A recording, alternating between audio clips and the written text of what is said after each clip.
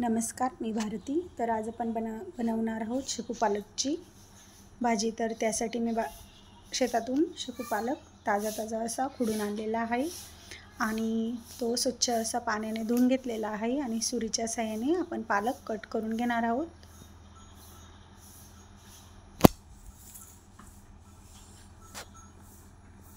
व्हिडिओत दाखवल्याप्रमाणे मी पालक पूर्ण कट करून घेतलेला आहे. सर्व पालक चिरून झाल्यानंतर मी एका पातेल्यामध्ये पालकची भाजी काढून घेतलेली चिरलेली.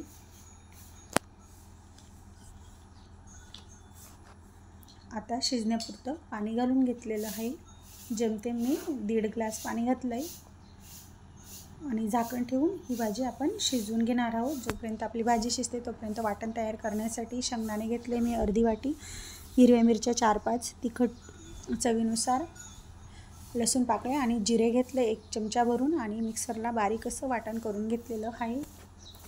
तोपर्यंत भाजी आपली व्यवस्थित अशी शिजली गेलेली आहे. भाजी आपली शिजली की हे बघण्यासाठी भाजीतील देठ मी हाताच्या साहाय्याने असं दाबून बघितलं तर भाजी पूर्ण शिजून गेलेली होती. भाजीतील पाणी मी एका पातेल्यामध्ये काढून घेणार आहे. झाकणासह काढणार आहे. तुम्ही गाळणीच्या साहाय्याने गाळून घेऊ शकता. एका पातेल्यामध्ये भाजीतील सर्व पाणी काढून घेतलेलं आहे आणि हे पाणी आपण फेकून देणार नाही आहोत. हे कॅल्शियमने युक्त अशी पालकची भाजी असते ना, आपण हे पाणी जर काढून फेकून दिले तर भाजीतील सर्व जीवनसत्वे हे नष्ट होतील. म्हणून सर्व पाणी फक्त काढून घेतले, कारण आपल्याला भाजी ही बारीक अशी घोटायची आहे. म्हणून आता भाजी मी सर्व पाणी निथळून घेतलेलं आहे आणि पातेल्यातच तांब्याच्या बुडाच्या साहाय्याने अशा पद्धतीने घोटून घेत आहे. बघू शकता तुम्ही.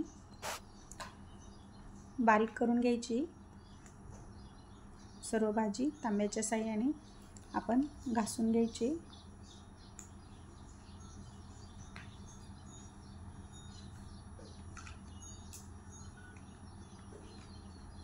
अशा पद्धतीने सर्व भाजी मी बारीक अशी करून घेतलेली आहे आणि तांब्यावरती मी थोडं पाणी घालून घेतलेलं आहे आणि आता भाजी बारीक करून झाल्यानंतर तांब्यावरून मी पाणी घालून घेतलं आहे. ते जे आपण गरम केलेलं होतं, भाजीतून काढून घेतलेलं गरम पाणी तेच घातलेलं आहे आणि आता भाजी आणि हे पाणी सर्व आपण एकत्र करून घेणार आहोत. भाजी घोटली जावी यासाठीच मी फक्त पाणी बाजूला काढलेलं होतं आणि आता त्याच पातेल्यामध्ये आपण फोडणी देऊन घेणार आहोत. तर मी पातेलं गरम करत ठेवलं आहे. त्यात तेल घालून घेतलं आहे मी.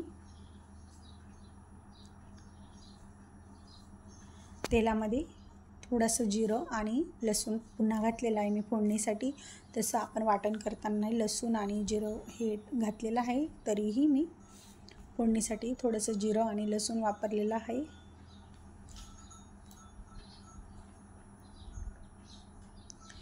जिरे लसूणची फोडणी आपली व्यवस्थित अशी तडतडायला सुरुवात झाली की आपण जे मिक्सरच्या भांड्याला मिरची आणि शेंगदाणे यांचं वाटण केलं होतं ते तेलामध्ये सर्वप्रथम घालून घ्यायचे आणि हलकंसं मिनिटभर परतून घ्यायचं आहे की यामुळे मिरचीतील कच्चापणा, शेंगदाण्यातील कच्चापणा हा कमी होतो. शेंगदाणे कच्चेच घ्यायचे या भाजीला आणि त्यानंतर आपण घोटून घेतलेली भाजी घालून घ्यायची.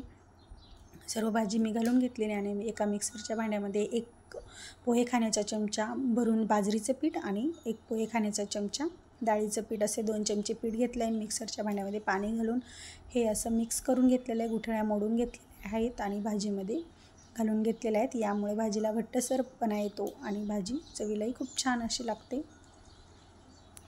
आणि आता आपण यात चवीपुरतं मीठ घालून घेणार आहोत आणि भाजीला व्यवस्थित अशी मंद आचेवर उकळी काढून घेणार आहोत.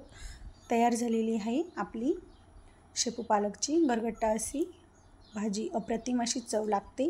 माझी रेसिपी आवडल्यास लाईक शेअर करा व चॅनलला नवीन असाल तर सबस्क्राईब करा आणि बाजरीच्या भाकरीबरोबर ही भाजी तर अतिउत्तमच लागते.